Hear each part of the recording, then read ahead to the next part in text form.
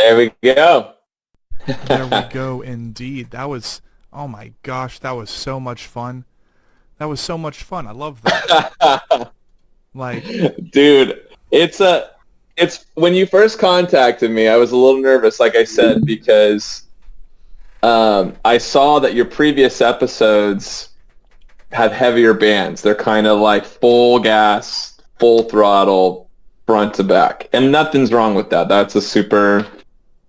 That's great. But, for me, I've always loved compositional choices that really include dynamics, that there's ups, there's downs, there's a journey.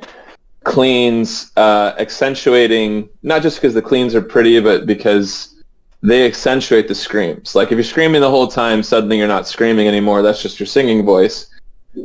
But if you're singing and then you're screaming, or one guy's singing or one gal's singing and then another person's screaming, it provides, I think, the kick that a lot of people are losing now with their screaming, when the screaming is just front to back album. absolutely. And the thing is, I listen to this song and it's like someone else in the music industry, and this is no exaggeration. This is not meant to be clickbait at all. This is my authentic opinion on this. Floodlit is the first band in a long time that understands through their own creation what I'm trying to create. Mhm. And it's been so difficult to find bands like that recently that mix so many creative mechanics that people might be usually appalled by, especially in the heavier subgenre community, slam, deathcore, all that. You got all the Yeah. elitism going on, which really, in some ways, it's good for that culture. In some ways, it's bad for that culture. It's good for that culture Yeah. because it establishes and sets in concrete, sets in stone a formula. It's like it's the reason that the tradition of no cleans exists, and then you have rebels in the deathcore community, if you will, like Upsulfur or Awakened Providence, that are really just shying away from that stuff. If not, they're saying we don't really care about your rules. Like we want to put cleans in there to balance it out. Floodlit Yeah. is, I don't know, it's Floodlit so far, with Ama being its first song, which I cannot wait to learn about tonight in session. It, I Sure. think, is a really, really good balance to me between Black Orchid Empire, which was our very first radio-friendly band. They're based in the UK. They've released some really, Mm. really good stuff in the past. If you haven't heard them yet, I would Okay. check them I out. will have to check them out. Yeah. Black Orchid Empire. Will do. So there's Black Orchid Empire, but then I also hear a lot of Veil of Maya in there with the Oh, vocal style. sure. Yeah. Mm-hmm. And Mm-hmm. then almost like radio-friendly System of a Down or new metal. Like Mm-hmm. if Floodlit was any heavier, people would probably be a lot more people would probably be just swarming all over it like flies. Just like, oh, this is the new System of a Down. Guess we're not getting new System of a Down anytime soon, so this is a good substitute. I'm like, whoa, whoa, calm down. Calm down. Like, that might not be their whole niche, but it Yeah, was, we've got it's funny. The next song, the next music video that's coming out is one of our heavier tracks. So it's fun to start where we have, and I would say it's a middle. It's a fair middle. We go a lot heavier, and then we'll also go a lot cleaner on this album. So you'll see, it's pretty cool. I cannot wait, man. This is going to be a fun way to start 2026 with one of our bigger opportunity sessions, because other than so far what I can only anticipate to be a future full-length version of the Crosscast with more members if tonight's session goes well, people will kind of be caught off guard by such a, less heavy band getting this much recognition. But the thing is, people, to truly be counterculture, in my opinion, you truly have to experiment. You have to jump around the board a little bit.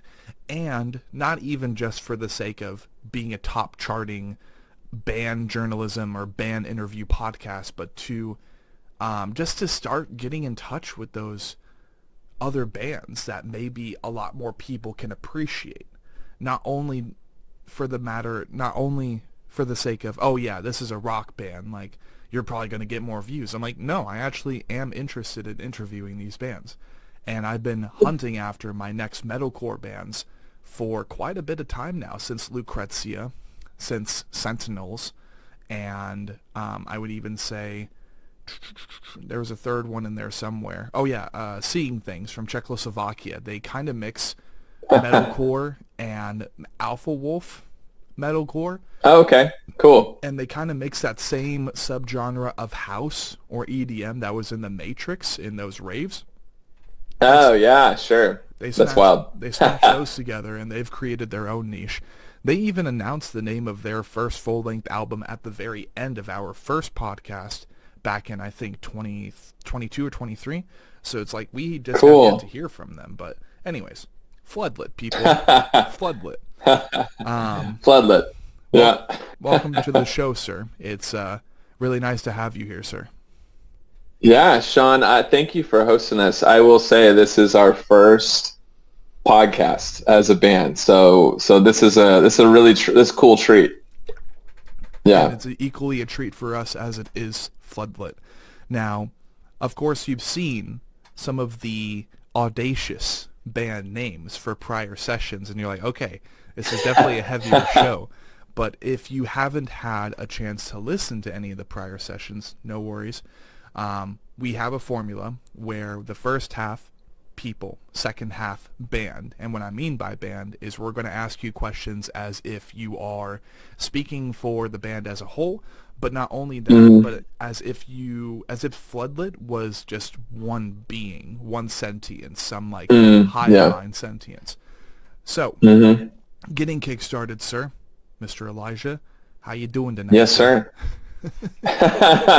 I'm doing great, man. It's good to be on your show, like I said, and I'm excited. The music is really taking off. I don't know if you saw, like, on our socials, and even we just played the music video. As a band, we are just so thankful for the community, the world, like, receiving it, and at a good pace, not like a bot pace where it's obviously AI music made in the Philippines somewhere, and like they're blowing it up with like fake phone farms and stuff like that. But like we're actually seeing real human beings from all over the world see what we're putting out as real human beings, and it's so weird to live in a time where I have to say that. I wouldn't have had to say that 10 years ago even. No. With, previous bands, but it's so weird to have to be able to say thank you to real humans who have helped us make this music, and to the real humans who are listening, enjoying it, processing it. I think a little bit like what you said a moment ago, understanding that this is very human, this is a human project, and we're not trying to redo something that actually ultimately AI could probably do. It really is, we're trying to create art, we're trying to make music, and some of that's super heavy, and some of that is just really soaring and pretty. And that's, that's human existence, there's beautiful days and there's absolutely terrifying, grotesque days. And that whole spectrum of existence is important. So we're just, man, I'm having a great day. I'm having a great time just watching people fall in love with Floodlit and getting it. It's starting to click at that human level. Yeah. And to quote what you were mentioning earlier as far as the slow but very steady growth of Floodlit. Even speaking for Floodlit over on Spotify, y'all currently have 5,532 monthly listeners, and Alma currently has 8,444 streams. I only mention these numbers because I was not aware of these numbers. I'm like, oh yeah, I guess I haven't checked their profile out a little bit. But yeah, y'all are definitely it's really neat. It's doing well at a global level as well. Like, we're a global band, obviously, for those who don't know, it's me, it's Will, it's Kevin. We're from America. We're from the LA area. And then it's Jin Wen, Zhang, and then also Yifan Li, and Candy and Yvonne, and they're from China. And so, we have guys, we have girls, we have Americans, we have Chinese. We also span a lot of different ages. I'm a little bit older, so not like super old, but definitely you could call me elder emo, like I remember when, the first like Every Time I Die album came out, and I remember when the first Thrice album came out. I remember, some of the heavier stuff as well, like when He Is Legend was new, like Norma Jean was new, like, Whitechapel when they were new. I mean, Damn. It's wild, but, I've been there. I'm 37 now, but we've got our drummer who's actually a little bit older than me, but then we go all the way down to where like Will and Candy, so the other two vocalists you heard on the song, Will, our guitarist, he's like 21, or just turned 22, maybe he just turned 22. Yes, on Thanksgiving he turned 22. Okay.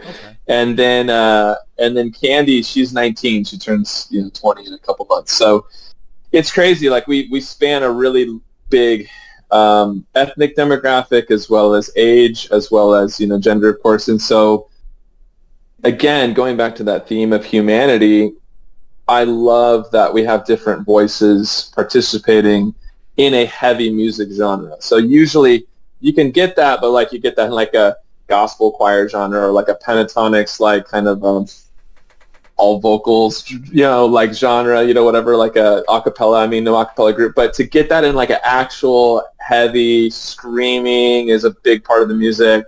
Drop tuning is a big part of the music. Double kick is that's pretty rare, not as common. Yes. And so we're very thankful for those things that make Floodlit also special, not just the music, but the people. Yeah, absolutely.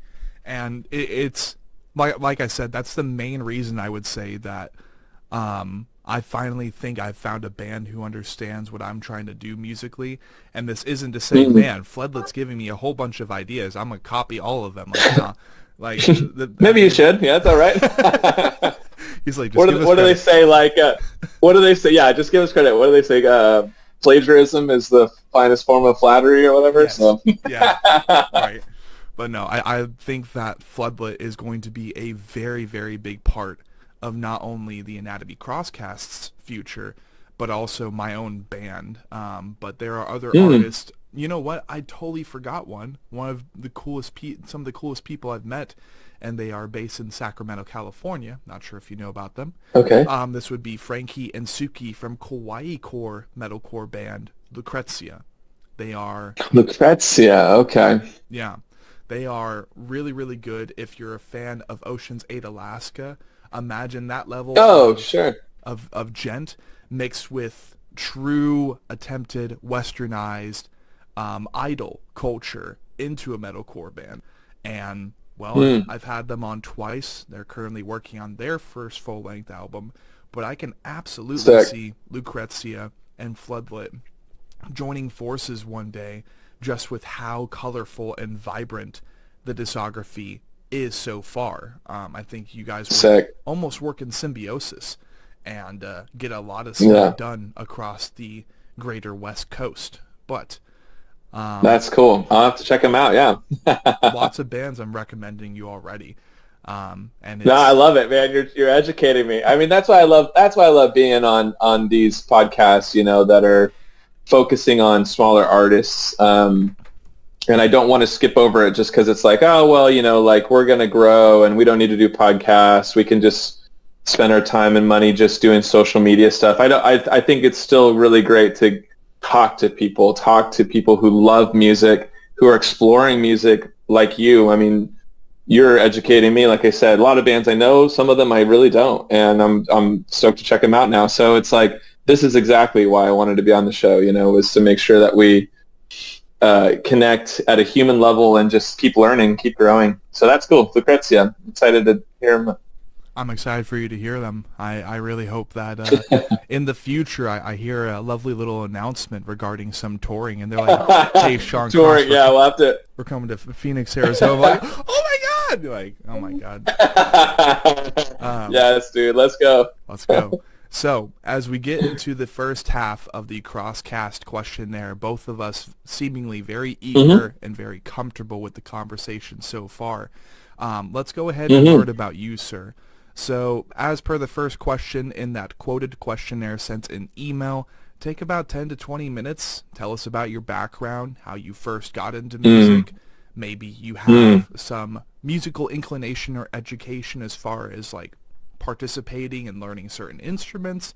Maybe you decided to pull a Caleb Shomo, learn as many instruments as possible just so you have a solid footholding in creating music for Floodlit at the very beginning. Who knows? Any band projects or bands before Floodlit, we would also love to know. Because you are a first generation emo. That'd be pretty fucking awesome to learn about. And anything you feel is relevant up until the point of starting Floodlit, sir. Take it away. Sure. Well, I say first generation. It's kind of funny. I think there were definitely some bands that went ahead of our time. When I was in junior high, what was really huge was nu metal and TRL on MTV was starting to really see bands that were heavy, played guitar, screamed a little, got a little rowdy. And I was in junior high, so I was like kind of the perfect age to see some of those bands that otherwise I don't think would have been big suddenly blow up, Sorry, I just want to make sure you didn't lose me because something changed about the vocals. Is that good? We're good?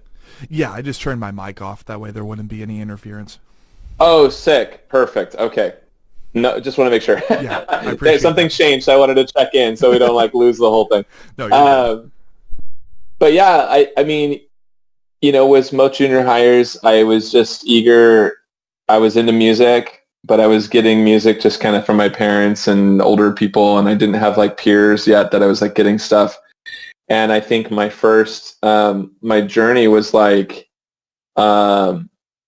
first heavier album at all, with guitars and drums and anything, was actually OC Supertones. So, which is a ska band, a pretty big ska band in the Christian family music bookstore world. I picked that album up, when we were there with my mom, and I was really actually so blown away by it because I was like, whoa, this is cool. This isn't just some dude singing into a microphone, or a pop band from the 90s or just any other kind of band from the 80s or not even hair metal. It was it was actually energetic. It sounded underground. It sounded like it was for the youth. It was for people. It wasn't made for a commercial. And immediately, the funny thing is I got into that, but then I also immediately got into the specific tracks where they weren't playing the brass instrument. So I was like, I like this. This is okay. But I found out pretty fast, I wasn't really into ska. I was very into okay, if this was just a 4-piece or 5-piece, I'd really love this. And then my next album I picked up was actually POD's Fundamental Elements of Southtown.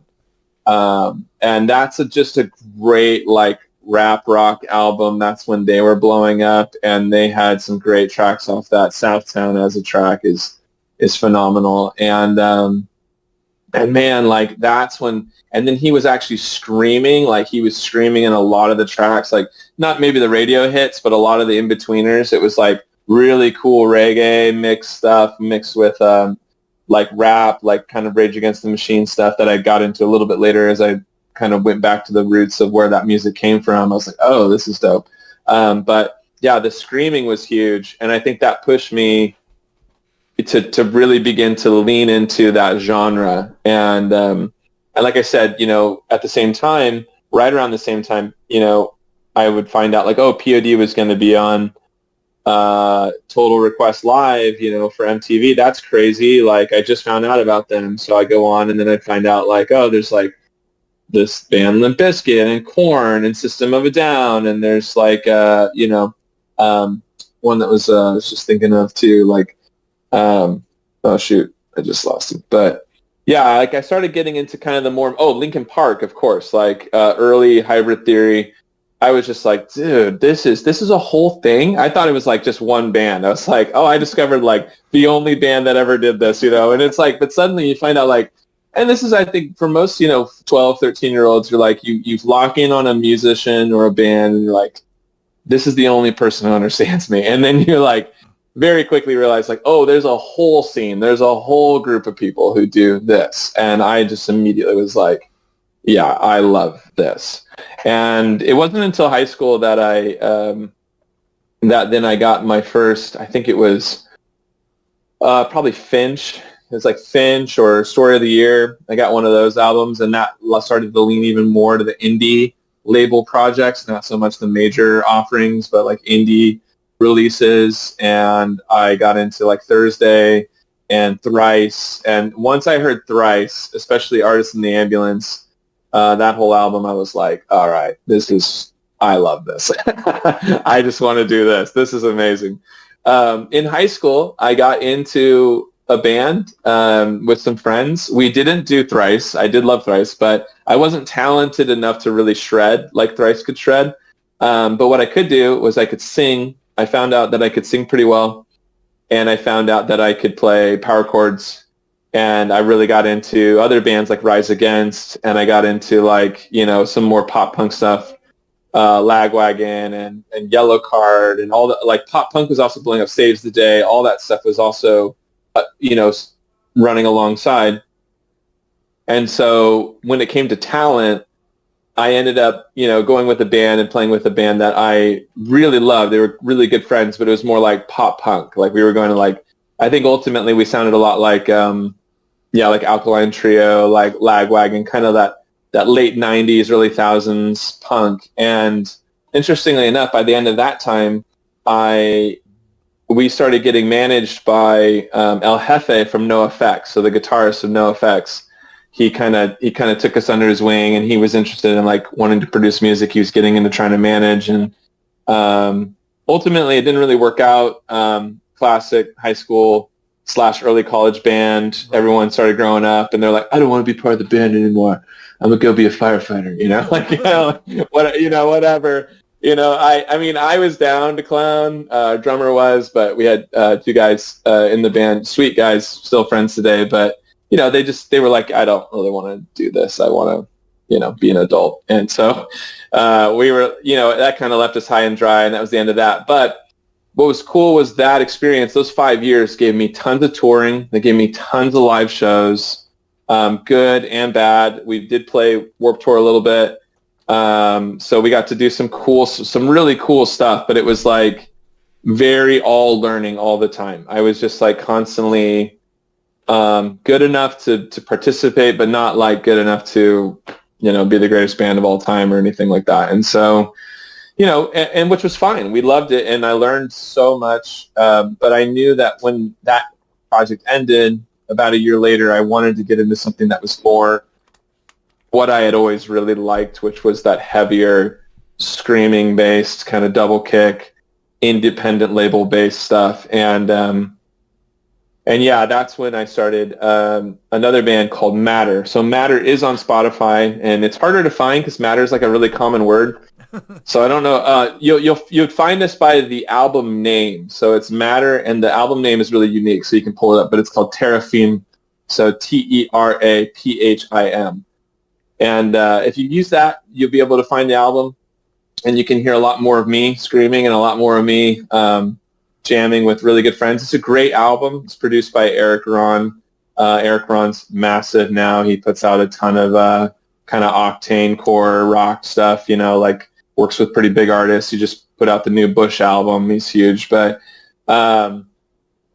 he really provided a really sonically, polished down to something that was otherwise really kind of Thrice based, very Thrice. I also really love, if I go back to punk, I often go back to kind of more like thrash punk, like kind of screaming punk. I love like Gallows from the UK, and I love like Strike Anywhere.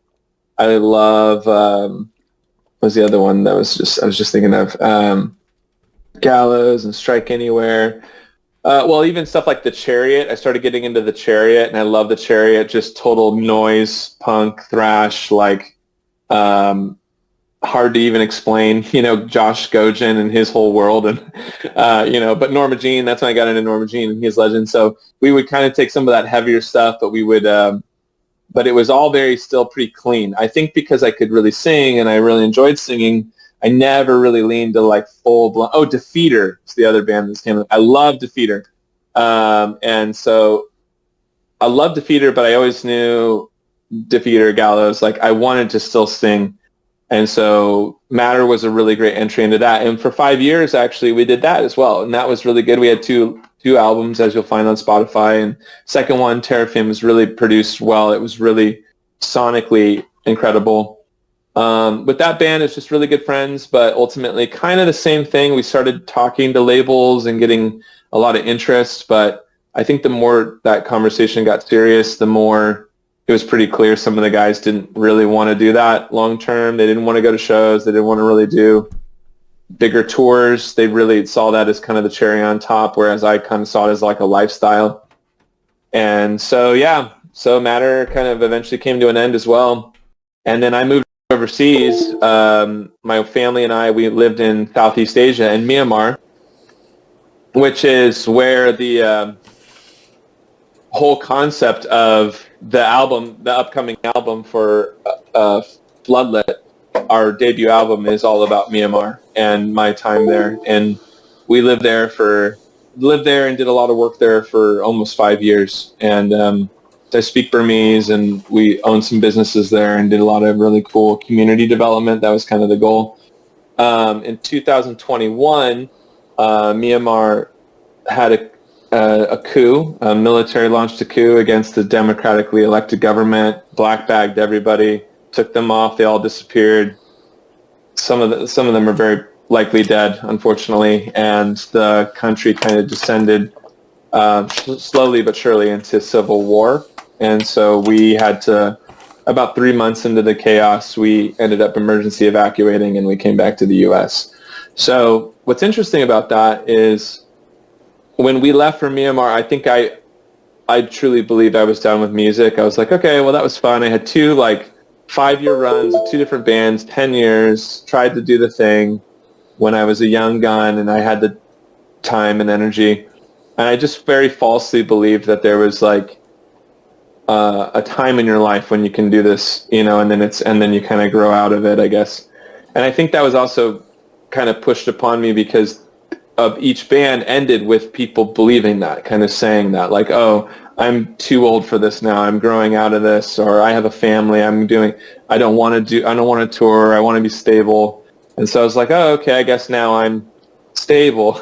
So I moved to a different country. I don't know. Maybe I've never been that stable, but I was just like, oh, okay, I guess I'm done with music, And yeah, I mean, I used to tell people like, oh yeah, I used to do that, and I don't think I'm probably going to do that again. And even in Myanmar, I just found the love for music, and Myanmar people's, a lot of the way that they survive emotionally is through music. They listen to a ton of English-based, American-based music, country, rap. They love listening to heavy rock. They don't know a lot of the modern indie label stuff. It's kind of newer to them, and it's streaming's a little bit surprising to them, but they do love it. We have found a lot of Myanmar fans recently who I think are getting really into what we do. But yeah, at the time I should have known it wasn't just going to be a phase. Ultimately this is who I am. I'm a musician, and even more than that, I'm a storyteller. And so when Myanmar for us kind of fell apart and we had to go home, quote unquote go home, pack our bags and go home, I didn't know how to process that, and it was a lot of grieving. And sure enough, it was back to the guitar and back to the notepad and writing music, and that's what started to help understand and heal and grow. And what's cool is while I was doing that, I met up with some new musicians. That's when I first met Will and Kevin, our guitarist and drummer, and we were just playing music together at a church. I knew they could shred way more than just playing bad contemporary Christian music. So I was like, I know you guys can shred. This is for you guys, are for real. And sure enough, they could totally shred. And so we started jamming and making songs, music to these stories that I had in my head, and that's how we started to build the upcoming album. So, yeah. Wonderful. Yeah. Let's see. So yeah, I think I kept it pretty quick. That was like 15, that's like 10, 15 minutes. Yeah. Let's see. I'm having issues. Turn it off and turn it back on again. I guess so. All right. So, I wanted to continue talking about this country that you ended up going to in the southeastern, Southeast Asian district. You said it was Myanmar? Myanmar, yeah. So, yeah, Myanmar, let me tell you a little bit about it. So, it's funny, like, there's no shame in not knowing where this place is, because most people don't know. We had people who knew we left. When we came back, they were like, hey, how was, like, South Africa? Like, no, that's not where that is.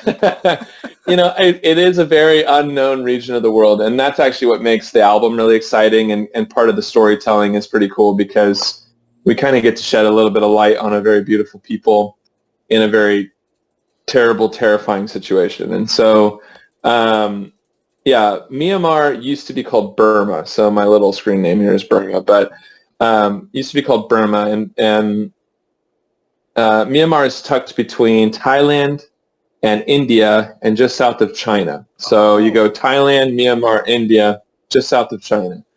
It's mainland. It's not an island like Indonesia or Philippines or Japan. It's part of the mainland, and it has an incredibly tumultuous history. It has not ever been a very for lack of a better word, tame place on Earth. It's a very, very tumultuous area, and there's a few reasons for that. Basically, because of the way that the rivers cut through the country north to south, and the way that the mountain range, which is basically the foothills of the Himalayas, cut the country east to west. It kind of builds a grid system of valleys and hills. And actually, when you talk in Burmese to different people about the history of Myanmar or the geography of Myanmar, that's exactly how they describe their country and how they describe different peoples, whether they're a hill people or whether they're a valley people, whether they're a river people or whether they're a mountain people. Like, there's literally ways to describe these different tribes. The other thing, the big thing as well, is for thousands of years with these different peoples developing in these very ethnic groups. So they're ethno-linguistically very diverse. And actually, Myanmar has over 135 different ethno-linguistic peoples. And that's just recognized by the military government of Myanmar, which is and there's probably likely over 200. And then within those 200 different ethno-linguistic people groups, many of those groups have up to 40, 50 dialects. So the Chin people, for example, alone have nearly 45 different dialects. So wow. It's because of this very tribal reality. It's quite interesting. And honestly, to be fair, I think we think that's a very isolated incident on the globe, but that's exactly where Europe was pre-World War I. I mean, if you look at a European map from, you could go all the way back to the medieval times up to World War I. That map fluctuates just like fuzz on a TV screen. I mean, all the different countries that pop up, come and go, empires that come and go. That's because of the exact same reality. Those are different ethno-linguistic peoples who might look similar, and if you ran into a European versus an Asian, you'd be like, oh, they all look the same. But really, truly, they're all very different, and that's the cause of conflict, of war, land grabs, resources. And so in Myanmar, it's exactly the same. It's no different. The difference being that the globe has an actual visual on these people who for thousands of years have already been making trade and agreements and alliances, but also wars and conflicts. And then once the Western world discovered Myanmar, or I should say the British Empire found this region, and ran into the first people group on the shore, the Burma, they decided, okay, this whole thing is called Burma. And this is Burma now. And that's an incredibly culturally insensitive understanding of this region that's completely different, all these different people.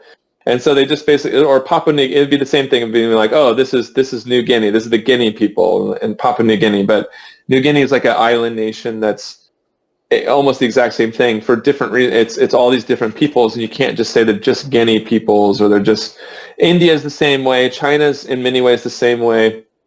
Though China for thousands of years has been kind of building more on the Han population, but still many different people groups. So this is nothing new. This was North America when the Europeans first showed up, and there were all these different tribes of Indians. This is Native Americans. This has been the reality of mankind all over the world, right? So we start very small, very familial, almost feudal sometimes if it gets a little bigger. Japan was a feudal system for hundreds of years, same things that they walked through. But the thing with Myanmar is doing and handling all of this at the same time that the world is like trying to become one global population.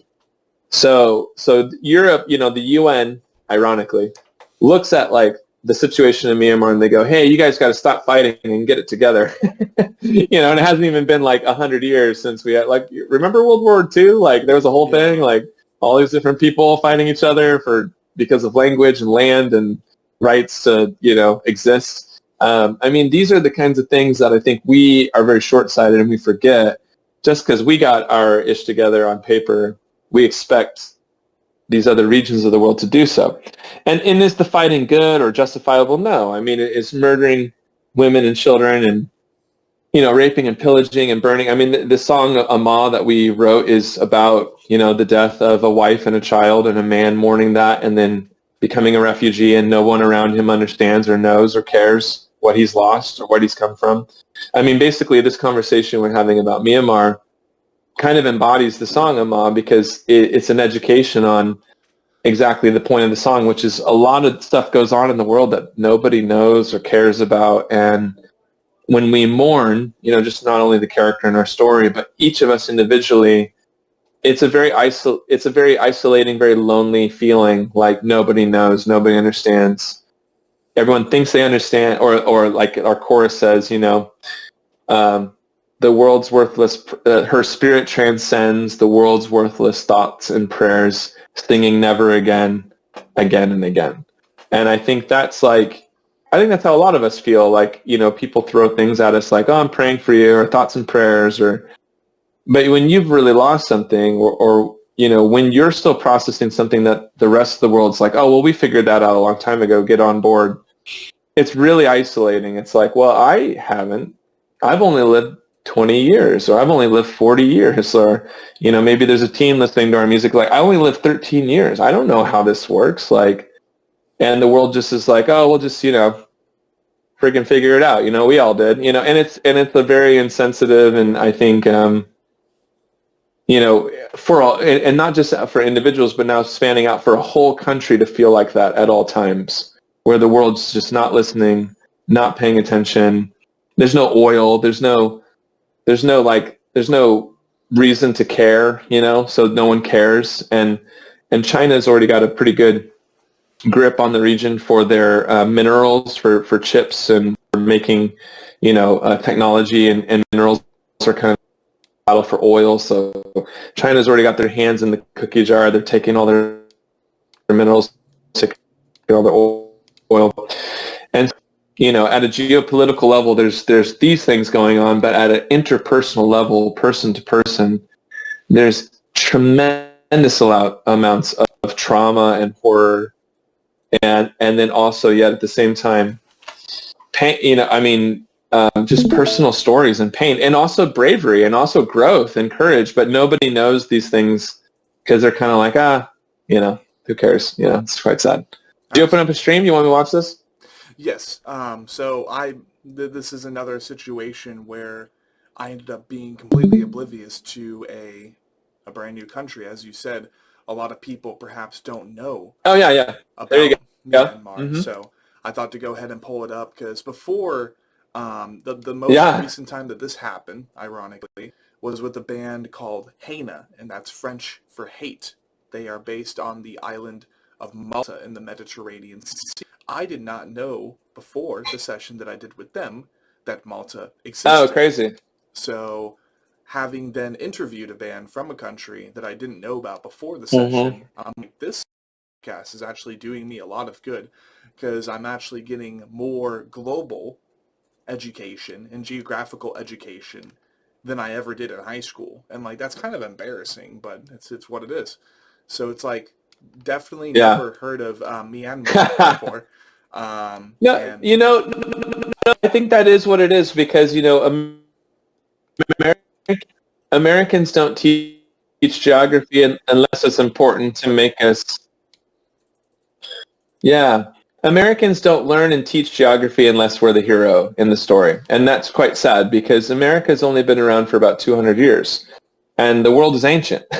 You know, so it's kind of a weird, we are to be fair, we do hold a lot of power and we are a core nation and a lot of the world looks to us for the next move, for the next big move.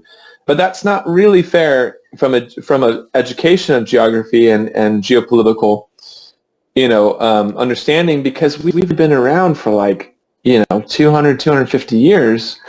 And what do we know? You know, I mean, it's like, it is. But you know what? I think I love learning geography when it's stuff like this, you know, when you care. I mean, the other problem with the American education system is we're just getting taught things when it's just not the time to learn them. We just don't care, you know, like, why do I care about this? And they're like, well, because you need an A. And you're like, well, what's an A going to give me? You know? Whereas you care about this stuff because it matters. You know? You're like, it's fun to like get into it and be like, oh, shoot. Like, yeah, absolutely. Yeah, does it make me money? Yeah, exactly. So, yeah, brilliant. Yeah, so that's a super. The one with the hot air balloons is a very AI generated picture of Bagan, but Bagan is really lovely. It like that, and they do have a lot of hot air balloons. I've been to Bagan, and then the one with the lake that's Inlay. So you'll see a lot of boats and lakes, and that's that. I've also been to Inlay as well. It's very beautiful. Yeah, just a gorgeous ancient country. I mean, their cares and their life and their world goes back, you know, tenfold the existence of our country. So, yeah, wonderful, amazing place, amazingly beautiful place, and under a very, very terrible situation. So, yeah, lots of conflict and lots of that's really what the album is all about. So. Maybe getting back to the album, getting back to the song, Ama. Ama is Burmese for older sister. And actually every song on the album is the name of a family member in a family in Burmese. So Ama is older sister. Another song might be Ako, which is older brother. Another song is Nile, which is younger brother. So every track on the album is a different is a different name of a different family member, a grandmother, grandfather, father, mother, brother, older sister. They do have different words for distinctions of age, which is cool. But yeah, 10-song album. It's going to be coming out with all that in there. And tons of samples, tons of Burmese language in it. I don't have any Burmese language in Ama. Yeah, in Ama we didn't put any Burmese language. I'm trying to think if we did in the next single that's coming out. Yeah, I don't think we have any Burmese in the next single. But then in the third single and then a lot of the album, there's a lot of lines that I actually sing in Burmese, which is cool. Okay. Yeah. Well, I do believe then, honestly, with the exception of really only a couple questions for the people part of the podcast, that we will actually be done with the first part of the show for tonight. So that's going to be part one. Sure. Part two, really just continuing the people part of the questionnaire for Elijah here. And then we'll be asking him a couple more clickbait questions as far as the identity of Floodlit itself, and then that will most likely be the end of tonight's Crosscast session. I really do appreciate that whether intentionally or unintentionally, you ended up kind of streamlining most of the questions that I had provided through the email. Despite Yeah. despite me sending Yeah. the email over, half the time the bands that end up looking over it, which I understand to a certain degree, but it's actually a lot more compacted than what it used to be. And I had some robotic help for that, if you will, because I was like, there's no way Yeah. I will know how to compact this to something that's more readable, more digestible for artists. But after the adjustment, I'm like, okay, please read the entire email. That way you understand what you're getting into. You know, this is a bigger thing. I'm trying to make it a bigger thing, a more intimate thing. But sometimes I still am walking people through the questionnaire, and I'm like, just fly through it if you have the questions sent over, and you did exactly that. So I appreciate it. Oh, brilliant. Yeah, no, that's great. I'm here to help. Yep. Yeah. So continuing then the people part of the questionnaire, really this is more continuing upon your personal identity, and more or less I do believe you went through some of the artists, some of the albums, but maybe we could get your fine-tuned, let's see, DNA bands. That's the term I'll use. This is a term I use for myself writing my own music.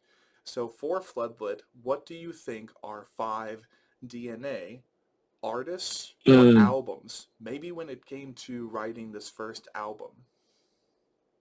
Yeah. I mean, there's no doubt we have to still, I mean, everything I've probably ever touched since I started listening to them is Thrice, especially old Thrice, you know, that actual classic metalcore Thrice. Artist in the Ambulance is absolutely seminal record. There would be no modern metalcore without Artist in the Ambulance, and it has a lot to do with Dustin's bravery to scream and also sing, or maybe vice versa. Singing was fine, but like to sing and then scream, and then go back to singing and then go back to screaming and punctuating. It took him a couple records to, I think, really nail it. I do think there's nothing wrong with Identity Crisis. I think that's a great album as well.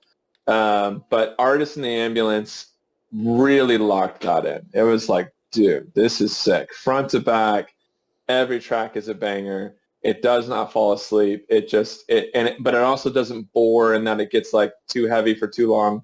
It has got the right amount of dynamics, pacing, beauty. Tepe plays a huge part in that.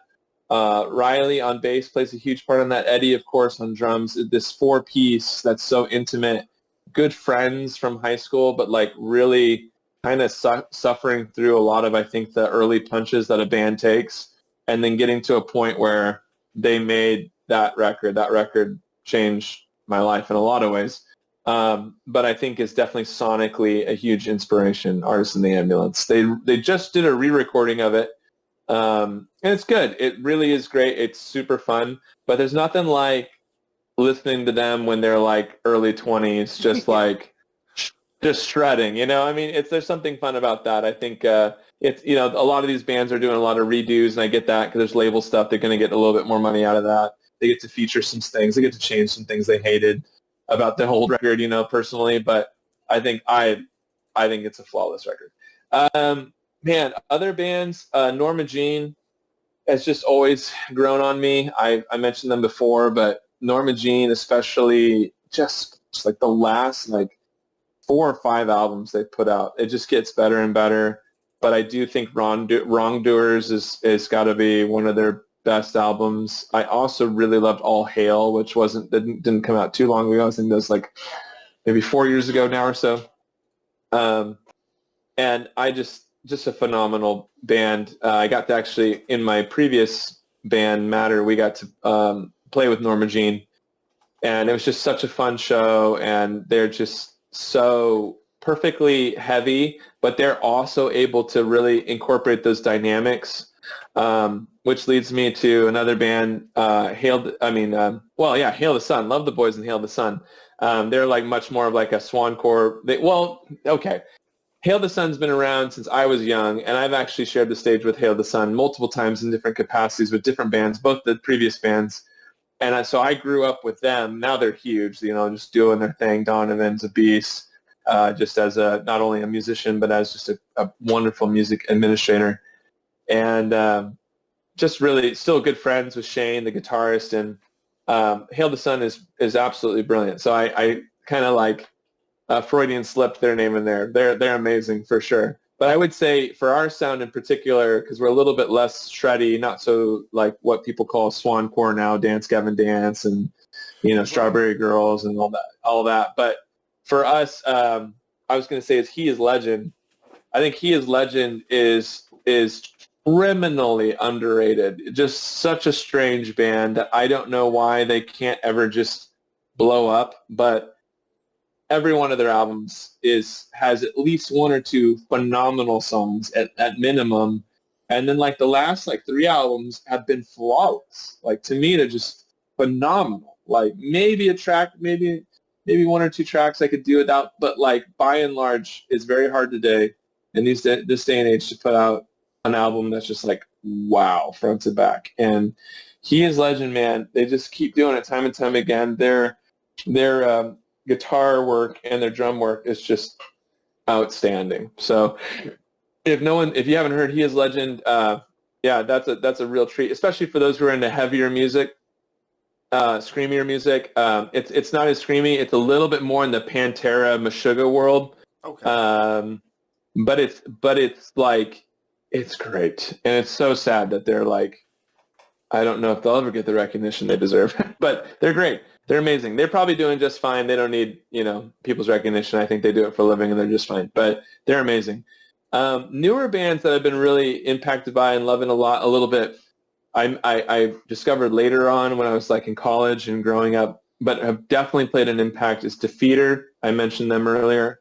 I love Defeater. They are a East Coast-based band who's been around now for quite a long time, and they just have great storytelling. So all of their albums are different characters. So the whole album is one character's voicing, and the breakthrough of them was the first album they had was one brother and a family, this kind of dysfunctional family in the 1930s, and it's his whole story.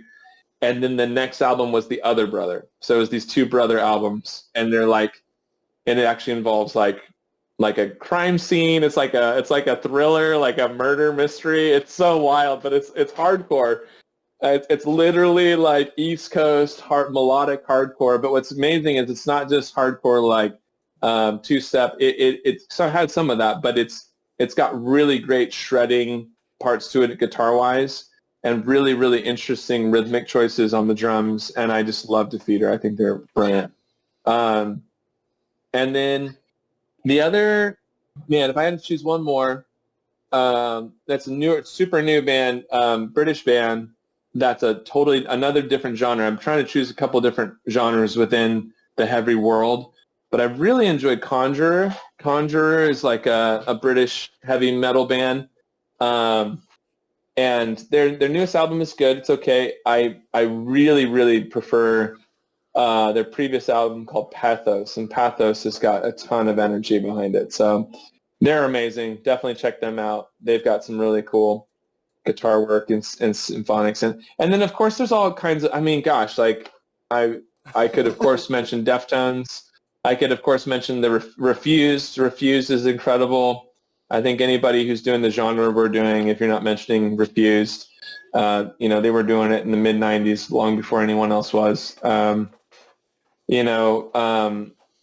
Even Rage Against the Machine, of course, our whole band loves Rage Against the Machine. Of us kind of speaking more broadly for our band, I know the girls, Candy and Yvonne, they really love Rage. Yvonne's fun. She'd be fun one to talk to. I think she loves a lot of Degent. She loves like novelists. Like old novelists, and she loves Landmarks. She like new Landmarks records, big for her. She loved Degent and kind of like that more like Eurocentric, kind of like really cool, tight Degent core. Yeah. That's her vibe. I know she loves a lot of that. She loves a lot of Russian bands I can never pronounce too. She's always into that. So she's a shredder, and she loves Periphery, of course, and okay. But then I know Candy. Also, I know Candy. On the other hand, she's a 19-year-old, like just starting to discover the music world, and she shreds, but she's like shredding like My Chemical Romance, and like which can't hate on. I mean, Black Parade is insane. That's a crazy, again, story album, conceptual. You can just hate it and be like yuck, but like the truth is it's got tons of dynamics. It's got tons of, they're trying. That's nice, when people try, that's kind of cool.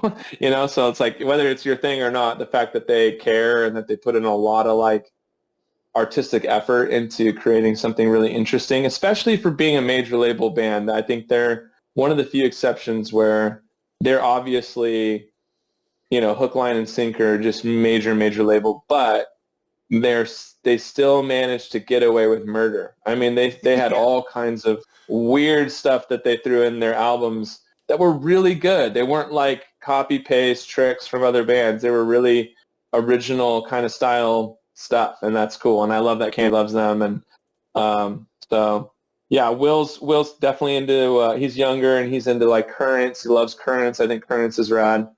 And they're blowing up right now. Currents, Callous Dowboys, of course. They're dope.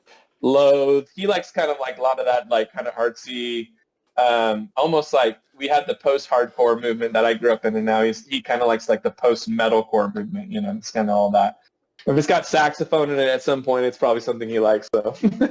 No, for sure. Bill Murray, yeah, all that. So. No, it's fantastic. Yeah. So many different. Yeah, that's our band. Lines. Yeah. Yeah. So many. I mean, for me, I pretty soundly fit in that, like 2006 early original metalcore world. Of course, Every Time I Die as well comes to mind immediately right now that I think about them. Love Every Time I Die and everything they did, The Chariot. So many. Hell yeah. No, Yeah. That's definitely a lot of different artists and perspectives to dive headfirst into, let alone I've never heard the term swancore before. But then, Really? Yeah. Okay. I've never heard of swancore before, but that is also... Dude, here we are. We're educating each other. I love it. Exactly. No, I love that. The association, if I remember this correctly, of bands like Dance Gavin Dance, Hail the Sun, and then therefore Cianvar, because Cianvar is... Yeah, Cianvar is the mix, is kind of the mix of the two, yeah. Yeah, I forgot about them, yeah. That's actually how I got introduced to those musicians. It was Cianvar for me first, before it was Hail the Sun. But I was like... Wild, that's not a common journey, yeah, that's very cool. Right. Yeah. So I definitely need to get your recommendation on all the best swancore albums. Ooh. Yeah, well, Hail the Sun, start with Hail the Sun. You can't go wrong. I love Donovan. I love Shane. I love Eric. Just all the dudes. They're killing it. They just made a new record that it came out, I think it'll probably count for this coming year because it came out much later in the year. I think it starts like October, starts like the next year of music technically. So I think it'll count for 2006. But I think it's a phenomenal record. I really, really love it. But of course, Dance Gavin Dance is kind of so it's called Swancore, of course, because Will Swan is the producer. And Will Swan he is the guitarist for Dance Gavin Dance. And he's, of course, just the kind of guitarist producer for a lot of these bands. He has a little record label called Blue Swan Records, or Swan Records? Yeah, Blue Swan Records. Yeah, that's his record label. And so he's a producer. He puts out a lot of bands. Low key, they all sound the same. I mean, I love it. I think it's cool, but it's definitely like if you find one and you're like, this is okay, you're probably not going to love all of them. But each one's unique in different ways, and a lot of it has to do with the brilliance of the guitar work of Will Swan. So that's why they call it Swancore. Yeah. Well, now I know. Now I'm a little bit more educated on that tight little subgenre corner of the metalcore world. Yeah. Because I've always understood it to be like kind of in the same fencing as like math rock. Yeah. It's very much so math rock, like kind of that Chiodos, like minus those guys. Yeah, Chiodos minus the bear, like even like Mute Math. And then also, I would say it's that world, but it's also kind of very, very related to Refused. And At the Drive-In is like all of those bands' favorite band. So At the Drive-In is a great one. If you've never heard At the Drive-In, they're a brilliant, crazy band, which led to the Mars Volta. So the Mars Volta kind of came out of, At the Drive-In. So they really love that world, and so it's very. We used to have a word when I was growing up. We called it scramcore, and that just kind of scramcore and scrams, and then like mathcore kind of melted together, and that kind of became swancore. Interesting. Okay. Well, I have some homework to do then following this session, ironically. There's a whole other... Sure. Like I said, you might love it, you might hate it. It's very, very noodly, which is cool. So if people love guitar work, you mentioned earlier Alaska, I Ate Alaska. Ocean's 8 Alaska. Ocean's 8 Alaska, that's right. That's kind of in that same, you can head in that way. What's the other one? Fall of Troy. Oh, okay. It's very that very that vibe. Gosh, what's the one with the horse in the name? Horse. I can't remember. Anyways, Yeah. not Horse the band. Maybe it is Horse the band. I don't know. Anyways, they like all those guys. That's kind of that genre. Interesting. Okay. Well, in that case, I do believe with you quickly flying through the location questionnaire. As that is most of the premise for this upcoming album. We learned a little bit about your story, and then we learned plenty about not only your perspective, but the perspective and the 4 fans of, I guess, Kellogg for every member in the band, or almost every member. Now we can go ahead and move into the final questions from your perspective regarding Floodlit as a band, as a musical entity. We kickstart with one of the most clickbait questions in existence when you're talking to any musician ever. How did the name Floodlit get figured out? Was it a decision of yours? Was it a collective decision? How did it get figured out? We, before we'd even added Candy and Yvonne to the band, it was just the 3 of us, and we were, for me, it's always music first. If we can get 5 songs that we really like, and this was kind of my same kind of premise with my previous band, Matter. If we can get 5 songs that we really like, then we can be a band, and then we can name ourselves. What's the point of even naming ourselves or trying to figure out your marketing or your brand if your music sucks? So I was like, okay, I want 5 songs, and then if we feel like we're on our way to an album or at least an EP, then we can actually make a band name. So for a long time, we just operated. We didn't have a band name. And then finally, when we were like, oh, okay, I think we've got music, I think we've got an album going,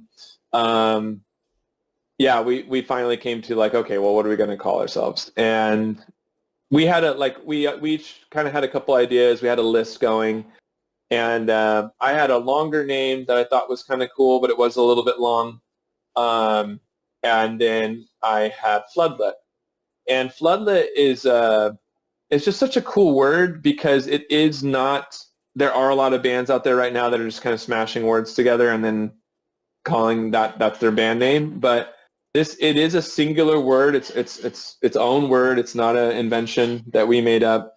Floodlit. So like floodlights, you buy a bunch of floodlights and you floodlit a field. So in like a football game or like a soccer field, like you would turn the floodlights on and it floodlights the field. It becomes Floodlit. So I thought it was a really interesting word. I saw it. There's a British band called Pigeon, and I think that's how they say it, their name. They kind of spell it interesting. Really cool, kind of just instrumental band. But they had this song, Dumbstruck and Floodlit, and I saw Floodlit, the first thing. I didn't know the full title. I just saw the word Floodlit on my little Apple Play or whatever on my car. And I just thought, like, that is the freaking coolest looking word. Like, I don't know why, but I was like, what a weird word. Like, flood is like watery and like lit is like light. And it's like these 2 major elements of life, like smashed together into one very cool word. And especially the fact that it's like kind of an adjective, and it's not like floodlights or floodlight, like a noun. It's like this adjective kind of descriptor. I just thought it looked dope. And then we started keeping it in the lowercase because we also really liked how, the F, the little lowercase f, and the little lowercase t kind of like created like a little like visual line across. So anyways, that was the origin of Floodlit. Yeah. I can easily attest and agree as well that when I first heard the name, I'm like, whoa, this is a conflict of two different elements. So like, what is this supposed to allude to? So that was just like you. That was the first thing that registered in my brain. Second thing that registered was the lowercase letters.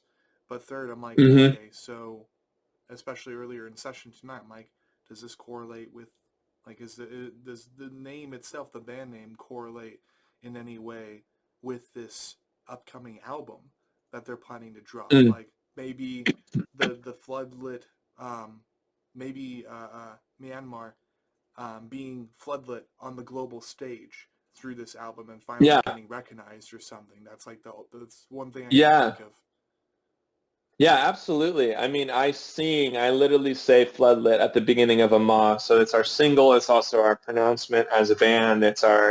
Not a lot of bands get away with that. That's usually like a really weird, dumb thing to do. But for some reason, when we were writing that song and we're like doing the build up and then it comes crashing in, we just knew like, okay, well, something has to be, you have to scream something. And the original line was like, wake up. The original line was like Ama, just screaming the word Ama. and then I just thought, you know what, like, why don't I just scream Floodlit? I mean, because I think what's cool about it too is like, it's kind of like, it can be a positive, it can be a negative. It's like, if we're talking about a military sense, if we're putting ourselves in the story, the song begins with this like basically military helicopter, jeeps, tanks, floodlighting. They turn the floodlights onto the village and it's blinding. You can't see anything, and then bullets start flying. And I mean, that's kind of like in the song, the story. But then that's a very negative understanding of floodlit, like captured, like drowning in light and not being able to defend yourself and trying to wake up, but also you're disoriented. But of course, I think there's like cool positives to floodlight, floodlit as well. I love the idea. I think it's cool because, it's this idea of drowning in light, like being completely consumed in light. And that can be seen as a negative in our song, kind of like in the military sense. But I think there's a positive to that. Like you said, putting the light on a subject that otherwise has been hidden in the dark. And Myanmar is very much so that. Like, nobody knows about Myanmar in the Western world. No one knows or really cares, But to be able to shine a light on the situation in Myanmar, like my family and I, we just went to a Christmas, a Myanmar language Christmas outreach, last night out down in LA. And it's a small community of Myanmar peoples. We're all together, and a couple of foreigners were there, and we got to connect with people. And nobody knows about Myanmar. So it's amazing to be able to put a floodlight on the situation, like you said. And I think that's great too. The other funny thing is floodlighting. So, gaslighting is like a new psychological term for like, which is a great term. It's a great way to describe when someone's kind of manipulating you by basically telling you you're crazy. Like they do something wrong, then you call them out, and then they go, that didn't happen. That's gaslighting, right? Right. Floodlighting, I guess, is like the new term in psychology too, where it's kind of the reverse, where it's somebody, it's the classic like girl crying at the bar. She's like ordering too many drinks. She's trying to kind of get that attention, and then when you come to her, she pours it all out. She just shares everything, and like not just like what's happening today, but like all the like within the first hour to kind of gain some sense of like kind of sympathy and like love and like kind of immediately attach themselves to you. And that's psychologically not healthy either. But I thought it's funny as our producer, Steven, who, by the way, he said that in this interview, I have to say that he gives you a smooch. He's thankful for you. So a big smooch from Steven. There you go. I'll stop. So anyways, so yeah, big smooch from Steven. Now he knows that I said that, and we can make sure we cut that out and send it to him. So He was like, you won't say it. I was like, I'll say it. Don't you worry. But Steven, he was the one that pointed out, he's like, floodlighting. He's like, have you seen this? And he sent us an article. And he's like, you guys are ahead of the time. And I was like, oh my gosh. And I thought for a second, I was like, maybe this isn't like a great term to be like related to. But actually, you know what? In the same way, I do think that's kind of a lot of what I had been feeling, with Myanmar. Like I felt like when I lived there for the first year, it was just overwhelming how many, geopolitical, but also social economic issues there were. It was like drowning, in all this energy. And it's like, you want to be sympathetic, but it's like you get to a point where like, I don't even know where to begin. I don't know how to help. Like I definitely felt, from the psychological sense of the word, like floodlit. I didn't know, I was like drowning in all this new information. And so I liked the intensity of the word, and I think it looks cool, and there you go. That's the story. No, I love it. And really, I cannot wait to hear the rest of these songs, let alone hear the samples that are then Yeah, taken from, you said the language is known as Burmese. Burmese, Okay. yeah. Yeah, Fantastic. so Burmese, obviously the country was once called Burma, and long story short, um, the Burmese language is the main trade language, but it's not necessarily the heart language of most of the people there. They speak all kinds of different languages depending on each tribe. They could speak Shan, they could speak Wa, they could speak Lisu, they could speak Lahu, they could speak Kachin, Chin, Gayan. So there's so many different languages, but Burmese is ultimately the major language and the language that would be most commonly associated with Myanmar. I mean, students, no matter where they're coming from in the background sense, they do go to school in Burmese.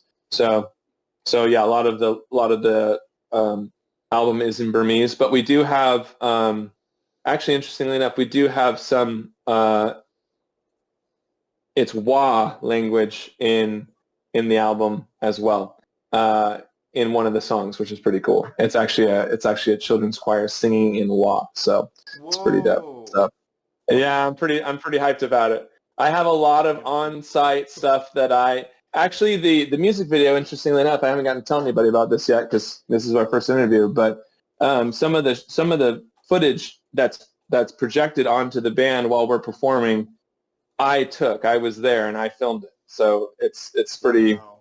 Like, yeah, from those situations. So it's pretty wild to like have very real artifacts from those events and from that world in our music. It's not fake. I mean, these are real.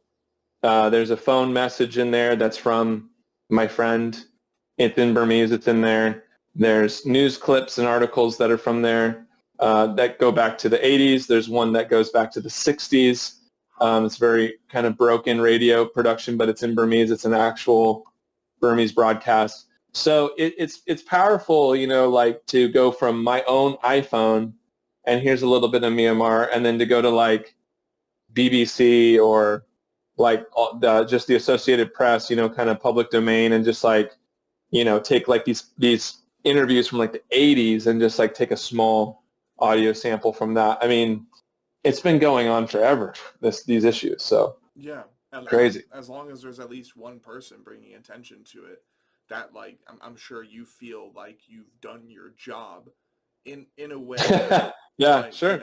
Well, yeah. I mean, there's so much more. I mean, we love our Myanmar friends and family. Two gals, they from Myanmar. They live with us. They're asylum seekers who live with us, and actually, the gal who's dancing, doing the traditional candle dance, that's our roommate. That's our housemate, Okay. Mandy. So these are all very intimate, real people connections that we have. So it's like, yeah, I do feel, it feels nice to be able to bring light to Myanmar, but I don't know, I never probably will feel like a job well done or finished. I'm just gonna always, yeah, I know, it just kind of feels like just the beginning every day. But I So mean, much to be done and never be finished. yeah, honestly, what I can easily see is there's a band from Flint, Michigan called King 810, They are a Okay. new generation, new metal band.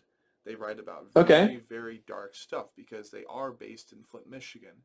But the band is Yeah. called King 810 because they feel that they represent Flint, Michigan culture the best. And fair warning, it is very dark what they write about. But Mm-hmm. I always listen to it and I think, man, I am grateful that I did not have a childhood like this. And this is not just one Mm-hmm. household. This is an entire city. This is the entirety of Flint, Yeah. Michigan, and what these guys went through. So Yeah. I think about bands like that have over time become so iconic to me, whether because of being prolific to that state, prolific to that city, or the fact that the vocalist who was tried and did time for murder because he was raised like that Mm-hmm. and he grew up like that, um, Mm-hmm. not only, quote, is each of the records, which they've only released 7 records, quote, this is only a week in our lives. And I'm like, wow, Mm. that is wild. But 2, Yeah. through his pagan practices, he actually improvises most of the lyrics for most of the songs. Like, he'll listen to the instrumental, be like, okay, this Mm. will work for the next record. And then the second take that he's listening to the instrumental, he really channels everything. And all the lyrics you hear, that's like one take, which I think is Mm. insane when you listen to the music and discover Mm. how just fun and passionate, groovy, and just like intimate he is with these instrumentals. So then Mm. I take the example of King 810 and I think of Floodlit, and I'm like, well, most likely going to the near future, whether or not this first full-length album in 2026 next year will be successful or not, I can totally see through authenticity, passion, and a concern, a perpetual concern for a country that you were living in for a long time before things got bad enough that you had to leave. Otherwise, you and Mm. your loved ones would be in danger. I can only imagine and would also encourage that throughout your discography going from here on out, beyond that of the full-length record, that you tell us as much as possible about maybe what we can do to help out. And maybe this can be a whole movement through a band. Yeah. I Yeah. think that would be a Yeah. beautiful thing. I think so too. I mean, I would love to see that. It's a fine line, you know, and I think, and that's a big thing that we explore as an album, and we can maybe talk about it when we explore the album as a whole down the road in a few months. But yeah, it really is something we have to. It's a fine line because we want to. I think we want to expose what's happening, but we want to put it in the context, a familial context, and in an interesting way, not create any bad guys. Right. Every song is the perspective of a different person in a family, and so the study as an album is not just Myanmar. That though Myanmar is the historical setting that our story takes place, it's ultimately about family, and it's about how we hurt one another and how we heal from that and how we process that, you know. And so it's there's a very specific geographical historical location of this album, but there's also a very universal human element of this album. And it's like, you know, I don't want to rally the troops against bad guys. What I want us to do is I want us to study what does it mean for me to be in the position that I'm in. People would say I'm a sinner. People would say I'm a bad guy. You know, there are people who don't think I'm great. They think I'm bad. And why? And how is my bad, even though it's just a couple people, any better than his bad because millions of people think he's a bad guy? Well, I'm just not as known as he is. You know, I have the capacity to do just as much bad as he could do. If maybe given the circumstances of the nature. And that's the beauty, I think, of what we're trying to explore as a band in this album, and maybe in other albums to come. Though I think I think it's safe to say we'll probably limit this one album to Myanmar, and then we'll move on to some new story or different theme or whatever. I do love concept albums. I do love journeys per piece, per package, but I think for this one especially, I'm really excited to not only explore Myanmar, but what it means to be in a family and to be the good guy and the bad guy, to tell your side of the story, no matter how heinous you are compared to everybody else, like to have a reason. I think that's the exploration. So a lot of mourning and opportunity to reflect. And, mourning is a great word because mourning is a word that comes up at the beginning of the album, at the end. It's the closing statement. And as we'll hear if we get a chance to listen to it together. And I think that's the big, like, just as you were talking about with King 810 or 801 or 810, yeah. I think that's the importance about heavy music that pop music can't do is dark is okay to explore. There's nothing wrong with that. And I think there's actually it's really good to articulate sometimes the darkest things about humanity, to put them into song, because mourning is a huge part of healing. And if you don't mourn, if you don't put it into words, and it just kind of sits and it festers. I mean, a lot of people listen to heavy music and they just think like, oh, it's just so like demonic and satanic and blah, blah, blah. But not any more demonic or satanic than a really clean, squeaky clean suburban street where everyone drives into their garage and doesn't talk to each other and keeps all their secrets behind closed doors. Like, everyone is very broken. Everyone's very dark and beautiful in ways, but also very grotesque in ways. And just because you can hide it better doesn't make you righteous, And just because this guy's screaming about it into a microphone because he has to say something, he's literally going to kill himself otherwise, or he feels like he's got to say it because no one else is saying it. It doesn't make him a demon. It doesn't make him a monster just because he's able to put it into an artistic expression. Right. If anything, there's actually something very noble about that, to be able to explore that. I think it's fighting. For thousands of years, we wrote about dragons and phoenixes and monsters and cave trolls and humans going to the depths to kill it. And all of our stories are really weird. Like, we cleaned them up for Disney, but like all of our old fantasy stories are weird, but they explore the dark parts of humanity, and these were like kids' stories. Like, this wasn't for adults. This was like what minstrels would ride around, and with their little, guitar or whatever they were playing, they would sing for kids and families and women and children. And, it was trying to put words to things that couldn't be explained. Yeah. That were ultimately just too hard to say seriously, so that you had to put it in song. And I think that's brilliant. I think that's really good. That's the essential part of why it is a blessing to mourn, as Jesus would say, and as we quote, it's a blessing to mourn, because if you're not mourning, if you think this is fine, if you look at the world around you and you go, I love this, that's pretty sick. Like, that's a pretty sick, like, something's wrong. When you're like, this is the best. This is the best. I freaking love this world. I mean, you can love life some days, but like, if you're like 10 out of 10 would do again.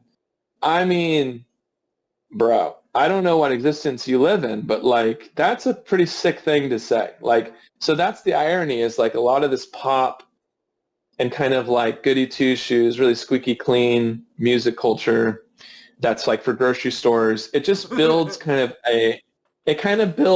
an anesthesia to put people to sleep, to consume. Yeah. And I think that's what I'm always going to love about heavy music. Even though I might not look like I'm a super heavy dude, and I'm like, I got a family and I've got my 2 daughters out there yelling and probably ruin this podcast.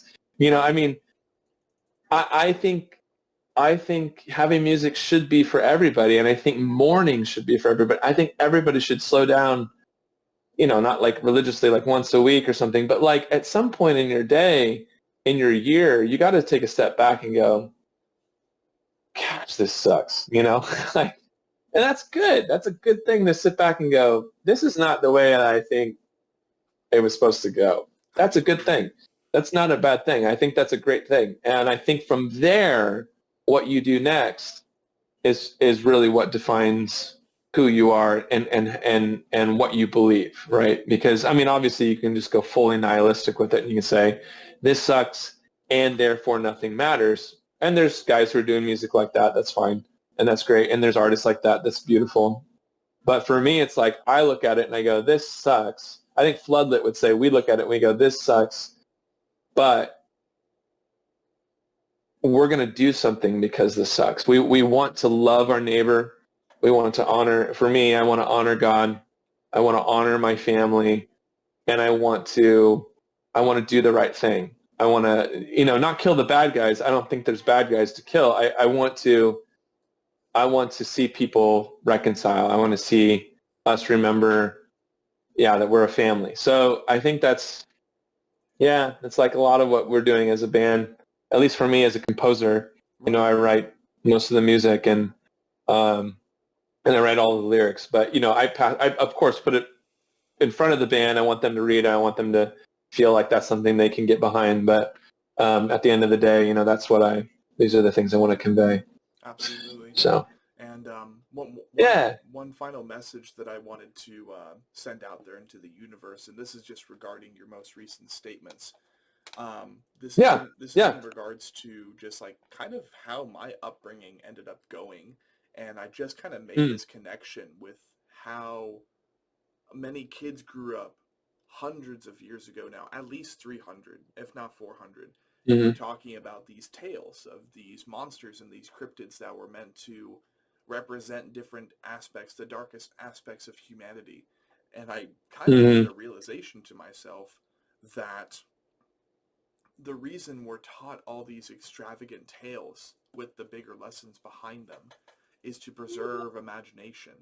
The moment that you start forgetting history, the moment that you start letting go of these tales because you're like, well, they're about monsters, it's not real, you're missing the entire point. But I think the moment that you truly are saying that to yourself and then to your peers, that is the death of imagination, and that is the death of a more vibrant and colorful and cheerful understanding of how the world works.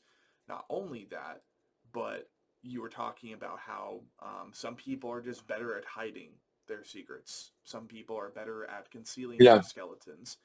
And that kind of does build upon a philosophical statement that I made recently.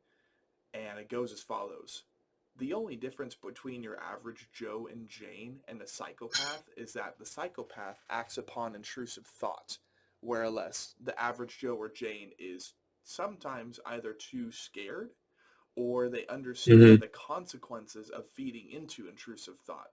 I don't need to list any examples for said intrusive thoughts. We all know how serial killers and all that are, how they have been all this time.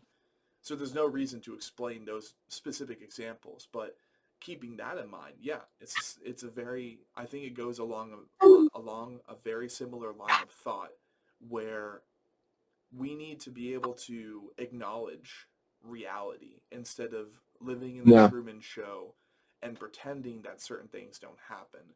Now, I have another philosophy, and this has helped me more or less over the years make things less overwhelming for myself, but it quotes as follows: focus on your world before you focus on the world.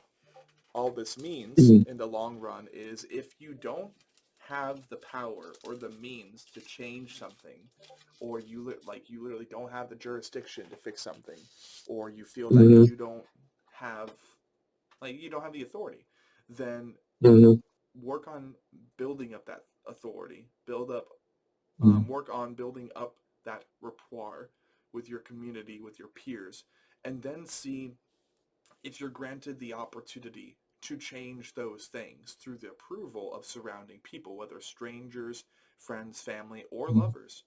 But at the end of the day, in another motto, and another thing I've been living by for a long time, no matter the hundreds of changes you make to yourself, and this was something you were talking about earlier, no matter the hundreds of changes you make to yourself, there will always be 100 people, whether strangers, friends, or family, unfortunately, who will spit in your face for you making those decisions. And that is, it's kind of a colder way to look at life, but all things considered, it's just a little bit more sobered version of life, as opposed to looking through the rose-colored lenses. Because once upon a time, I was like 100%, 1,000%, quote, Disney optimist. I Mhm. loved thinking of life as a fairy tale because, you know, I existed, coexisted along some pretty sour people who already were sobered and already were unplugged from that more ambitious line of thinking. As time went Mhm. on, you know, some of the dreams, they kind of stopped. But at the Mhm. same time, I still have my imagination. It's the reason I'm doing this show. It's the reason that I'm creating all that I am. And I have no intention of letting it die because, again, Mhm. like I said earlier, the moment that you let your imagination die, you let your Yeah. childhood spirit die, that is when you have failed yourself, but then you've allowed them to win. And by them, Mhm. I just mean the people who truly run this world. The moment you Mhm. do that, the moment you surrender and kind of sell your soul, that way you can make sure that your life is going well and that you're comfortable, that I think is Yeah. when you've sold your soul without needing contract or blood on the paper. So it's like Yeah. I always just try to keep those things in mind. But with that, and this whole conversation has been really awesome. We are very similar minded Brilliant. people. Yeah. Yeah. Um, Brilliant. Yeah. I think, yeah, another way to put what you were saying just a second there was, um, something I've shared with a lot of different people is I think a lot of our anxiety and our depression and our just our defeatism in our lives comes from exactly what you just pointed out, which is trying to care about everything all at once. And I think that's my goal. I don't want to bum people out by being like, look at Myanmar, and then people go, oh, great, another thing to be sad about. you know, I think the better goal is, hey, look at Myanmar, how this is an opportunity as art is, as it should be, storytelling is, as storytelling should be. This is a lens through which you can process your own trauma, your own things that you're walking through. Because yeah, of course, there's no way. I mean, I might have a small way to begin to impact Myanmar. I do have relationships. I have friends, family. I love Myanmar. I have a home there. But that I'm not calling people to all come and fix Myanmar. But what I'm calling people to do is to think about in your own world, your own family, meaning your own community and the people around you. How are you benefiting them? How are you impacting them? How are you healing? And there's two quotes, maybe good things to maybe begin to wrap up on, that are funny because they don't come from the hardcore world, but they're probably some of the most hardcore, like definitely closing song like quotes in the world. And I do think, and one of them is from a song, but it's not a hardcore song. So Sufjan Stevens is a folk artist, very famous, and you can get very lost in his discography. He has all kinds of stuff, and this is probably so hilarious because if there's anybody who's like into deathcore and metal and like hates like folk or like Americana or whatever, is like, and they know Sufjan Stevens, they're like click off, turn this off. But seriously. There's a song by him. It's called John Wayne Gacy Jr. And it's about John Wayne Gacy, and who was a horrendous serial killer. And but his album is called Illinois, and it's about stories from Illinois, and he's telling stories from Illinois, and John Wayne Gacy's from Illinois, and he it's a brilliant, very somber, very very sober, as it was a great word you used a moment ago, study of John Wayne Gacy's life in a little just acoustic song.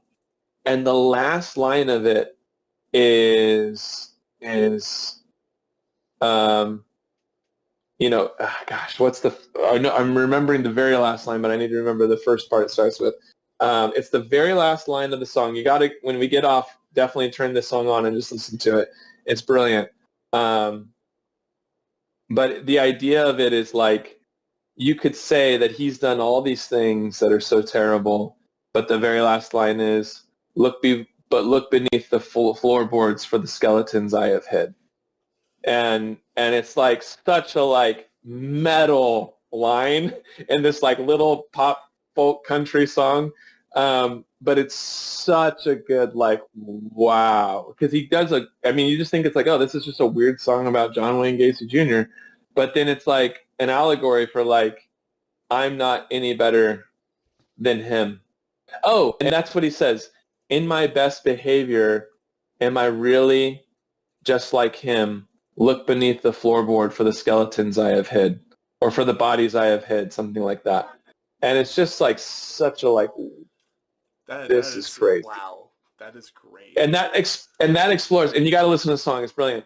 And that explores, I think, the darkest element of the monster of who a human is. And then to go to another musical and another line to just see the spectrum is, of course, is it Tolstoy? No, it's not Tolstoy. Gosh, who did Les Miserables? Oh gosh, I'm gonna get murdered for this. Somebody's gonna call me out, but that's okay. Podcast land, you can write in the comments who I'm sure I'm gonna look it up. I'll figure it out. But the line is as kind of things are wrapping up. I don't want to spoil the musical, the story. If people haven't read it, it's a brilliant story, brilliant musical as well. Both are great. But the line is, when I look into the face of another, I look into the face of God. And I think that's also just such a metal line. And so just it's like this idea of like people can be monsters if we take the time to be sober and think about it. So am I. And people are also worthy of dignity. They are image bearers of God, and if you're not religious, of the universe. They're stardust carriers, as Carl Sagan would say. And when you look into their face, you see pretty much one of the highest, best productions of the universe, like standing right in front of you. And so it's this crazy thing to walk as a human, balancing these two worlds, where right in front of me is everyone is a serial killer, right in front of me. But like also in front of me, everyone is the face bearer, the image bearer of creation, whatever creation might be. For me, I believe personally it is God, but I mean, you have to take those two things into consideration and go, this is humanity. That's a crazy gamut. Yeah. And to be able to explore those things, that's the importance of a storyteller. Yeah. And I think as we've gotten, into making more and more music and people trying to cut through the noise, what they're trying to do is they're trying to make their breakdowns heavier. They're trying to make their curse words more often and like the bless heavier, bleh, in the middle. I mean, they're trying to get heavier and heavier, which is dope. Nothing wrong with any of that. But at the same time, they're kind of beginning to like think like art is like, as how heavy can I be? Yeah. And I think the heaviest thing is explore this. Explore what's in between this. Yeah. Because that's wild. Like, that's what a real minstrel does. That's what a real guy who actually gets paid and goes on tour and people actually listen to their songs. It doesn't matter the genre. It's freaking heavy. It's like, this is all, there's so much to sing about between here. So that's why yeah. Silent Planet is my favorite band of all time. Who's that? Silent Planet. Oh, Silent Planet. Oh, Garrett's my boy. Yeah, absolutely. Yeah. That's a cool thing. 100%. Yeah. Oh, I love Garrett. What's funny is Garrett probably doesn't really remember me from Adam, but my band Matter was growing up with Silent Planet and Dayseeker. And Dayseeker and Silent Planet were these two bands kind of growing up. And Matter we'd do shows together and different things. And they just ended up, signing deals and taking off. I think Dayseeker was on In Vogue Records pretty early. Silent Planet eventually went with Rise, and Matter, my previous band, kind of fell apart. But yeah, I do love Garrett. Love the boys. That band is everything to me.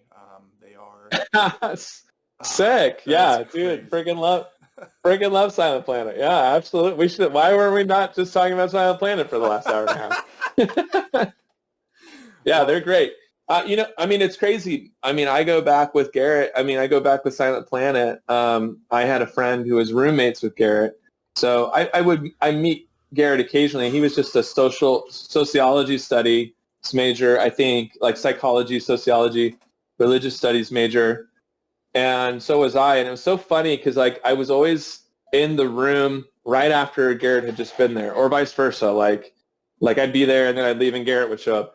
And it was like, yeah, our I think very much so. We have a lot in common. But I remember when they first dropped their initial EP.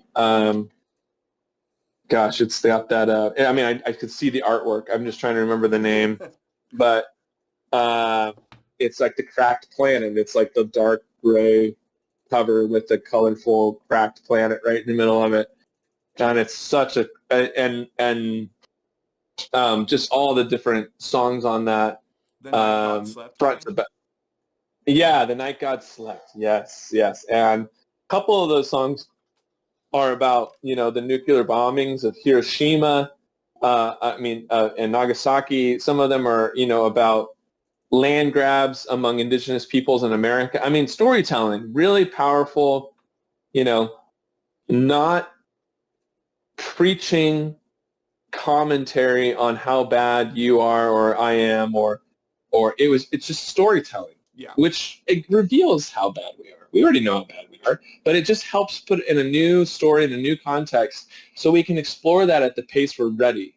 It's a sobriety that helps people process mourning and loss, but not in a like combative kind of like, yeah, you're in or you're out kind of way. It's like, just come listen to the story with me.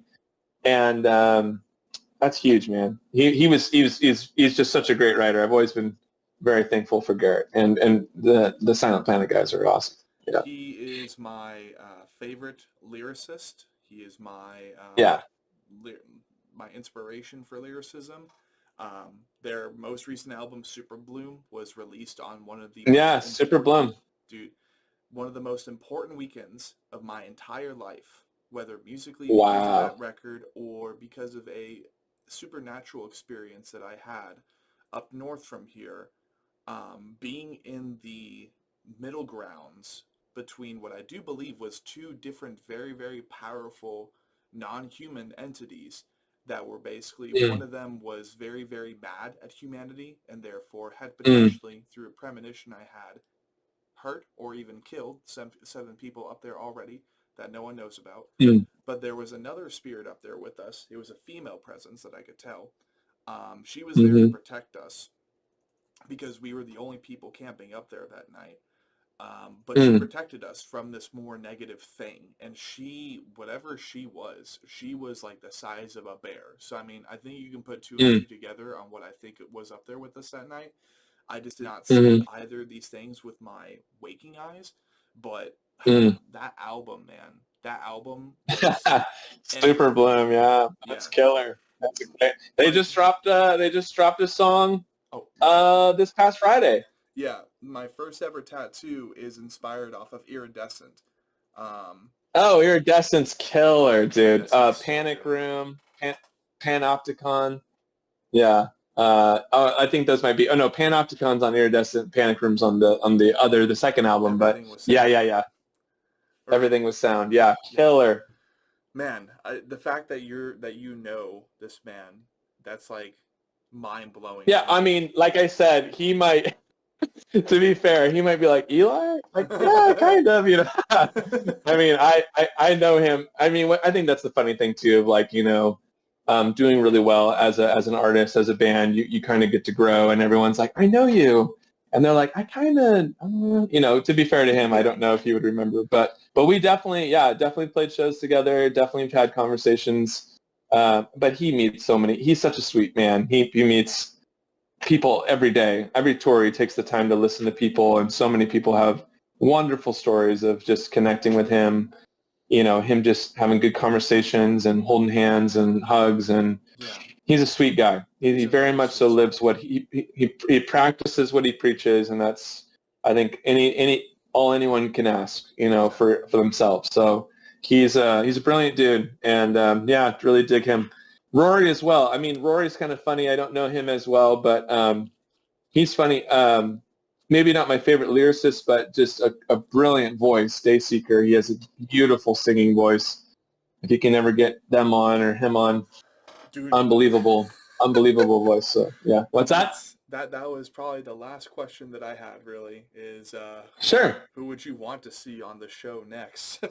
Yeah. Well, shoot, dude, you got to get Silent Planet on here. Apparently, Oh that's a man, good goal. That'd be huge, frick. right? That would be everything. I would probably cry like before I do the session and Oh, after I do the session because I had my first interaction with him back in 2022, but just their lyrical cool. depth and all the stories they've told have been everything to me. And it's like if we don't write songs like Yeah. Silent Planet, or if I'm not capable of writing songs with the same level of depth or bulletins where you have to go to a certain book or a certain point of history, I don't care. Like that's not going to be worthy of the discography of a band that's trying to be like Silent Planet. But absolutely, Yeah. Silent Planet. That'd be stellar. That'd be insane. Well, let's figure it out. We'll try to get him on here for sure. I think Silent Planet. I mean, obviously, would be a really cool goal. Maybe like that's like a great like huge special edition. You maybe even throw down a little money, make it happen. I don't know what it would take, but I'm sure Garrett would do it at the end of the time. But I would say, like up and coming bands. Like I said, Conjure is really cool, though I think Conjure's, pretty big. They're very British, and they're very not in our time zone, so that'd be an interesting connection. But they're really dope. If you could get them on, they're amazing. Maybe a little bit too big. Who's like, am I listening to any smaller bands or something? Who's reachable for us? Yeah. I'm trying to think like local scene. You know what's funny is like I said, I was overseas for like 5 years, and then I'm just coming back. So like I'm just starting to get back into the scene, and there's all kinds of random bands. Yeah. What I can say is that time zones are never an obstacle, as we have now interviewed bands from the Philippines, Indonesia, Oh, sick. Central Java. Yeah. I don't care about time zones. I can make. Oh, you know what? Who'd be cool? You know who'd be cool to chat with? They're pretty dope. Is Bloodwood, not Bloodywood. That's the Bollywood. Okay. That's the Bollywood like Indian band. They're huge. They're dope, but probably maybe a little too big. But Bloodwood is from Australia. Okay. And Bloodwood, they followed our band just a week back. This is why I love social media. There's a lot to hate about it, but there are some cool things. And one of the cool things is this random band from Australia just started following us. And I try, when bands follow me, I try to listen to a few of their songs. And I started listening to them. I was like, dang, this is sick. This is really, really cool. And I actually wrote back to them, I just sent them a message, said, hey, I saw you followed. I started listening to your album on Bandcamp. It's phenomenal. You did a great job. And he wrote back, the lead singer, and he was so stoked that I had checked it out. But also, him and I chatted, and it was a good time. So Bloodwood, all one word, I think. But really cool, like it's kind of State Fault screaming style, like a really cool State Fault scream. But then also like really cool jam band stuff, like goes like almost like a Pink Floyd, like brand new kind of jammy elements to it that are really intriguing, but then like really heavy, like cool progressive rock kind of Tool, like that world. So they're dark. They're cool. He's got, like I said, cool scream. He's got a cool vibe. Bloodwood. They're cool. Maybe get him on there. Yeah, they're dope. Heavier bands and stuff like, the other problem with Santa Clarita, where we're from, like Los Angeles area, like there's a lot of bands that come and go, and I never know who's active anymore. Like the big thing I'm finding out is with young bands, like 18-year-olds and 20-year-olds, which was not any different than when I was that age, but by and large, they kind of like put together jam bands, and they do like a couple songs, and then they like break up. And, or like they just don't really ever put it together. They're not really super serious about it. And I don't blame them, because the world has not a lot to offer them anymore. Like they're playing shows under bridges and like at record stores, or like clearing out the aisles so they can play. Chain Reaction just closed, huge venue out here in Anaheim. I mean, that's kind of the world we live in. It's like you're either playing a stadium or a massive large room venue, large capacity venue, or you're playing under a bridge. You know, it's really sad to see it kind of, you know, especially for kids. They can't play bars. Like bars, tons of bars have cool stages and a good sound system, but you can't play there. Like it's you know, 21 and up, and it's hard, man. It's hard for young kids to like to blow up, and it's not always easy for me to find, you know, great bands. And the other problem is, on the other hand, is I think people just start playing out. They're not really ready. You know, they're kind of like, oh, we're a band, and they have 3 songs, and they just start playing. And I've seen quite a few bands now I probably wouldn't recommend on the show, just because I'm like, I think they need another couple years, you know, to like. But the sad part is, then they just fall apart anyway. So it's like, yeah, it's a tricky spot for music, because I do think it's been a great year for heavy music. I could talk about that for an hour. Like 2025 was insane for just the genre of heavy music.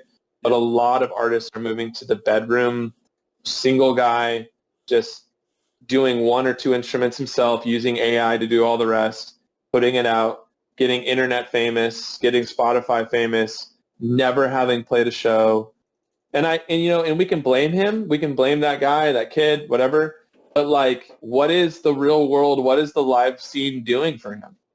Like, I don't blame him. Like, what's he going to go do? You know, how does he start a band? I mean, post-COVID is wild to watch, like, these young acts come up and trying to figure out life, dude. It's wild. Yeah. Like, it's hard.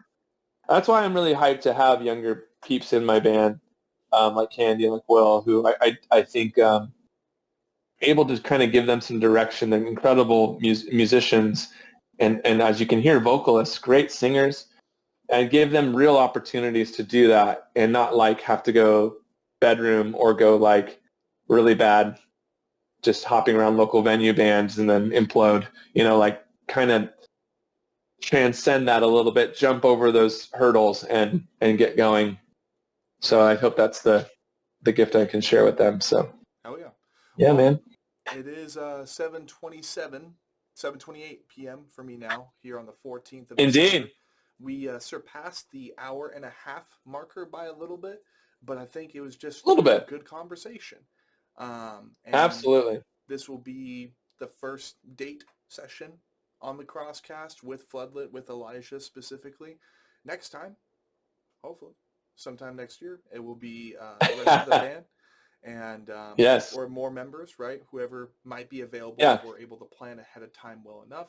This will, next year, it will also be for their debut full-length album, based on a collection of different stories and just a means of perspective to remind you to appreciate family, and also floodlight the situation in Myanmar a little bit. But Elijah, thank you for your time tonight, sir. And just like the great eternal music machine, we got to keep cranking. So we'll see you guys later. Yeah.